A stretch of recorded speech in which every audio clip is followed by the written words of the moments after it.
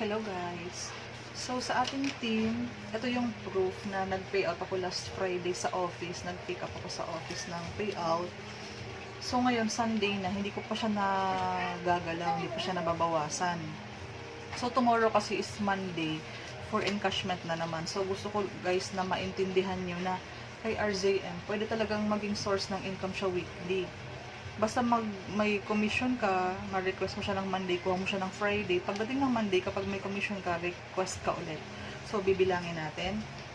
Payout ko to, pang second payout ko na to. So,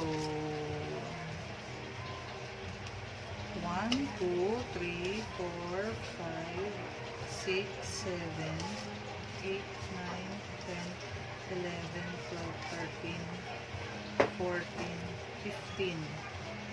So, ito guys, 1 week na pinita kay RZM sa puhunang 1,000 sa 1 account, 3,000 naman pag 3 accounts. So, may advantage kapag naka 3 accounts ka kasi tatlong account mo ang may income. So, pwedeng galing sa first account mo yung 5,000, pwedeng galing sa second account mo yung 5,000, pwedeng galing naman sa third account mo yung 5,000. So, pwede siya maging source ng ibang pairing mo. So, itry nyo na guys ulit pag-aralan si RZM kasi as of now, trendy na siya online. So, kailangan sumabay muna kasi hindi mo to kikitain sa trabaho. I mean, pwede mong kitain yung isang buwang sahod mo. Pwede mong kitain sa RZM ng isang linggo. So, kung masisipagan mo pa, pwedeng mas malaki pa ang potensyal na kitain mo.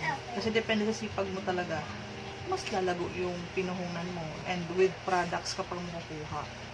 Ang gagawin mo lang, post, promote, advertise, give awareness tungkol sa RZM. Kasi, guys, Pasko na. Yun mo, bago man lang matapos ang taon, meron akong pera sa wallet.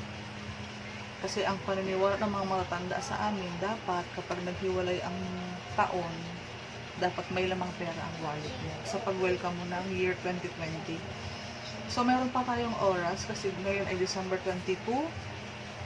December 23 bukas, encashment. Makukuha mo siya ng December 27, ang encashment, yung pag-claim ng payout.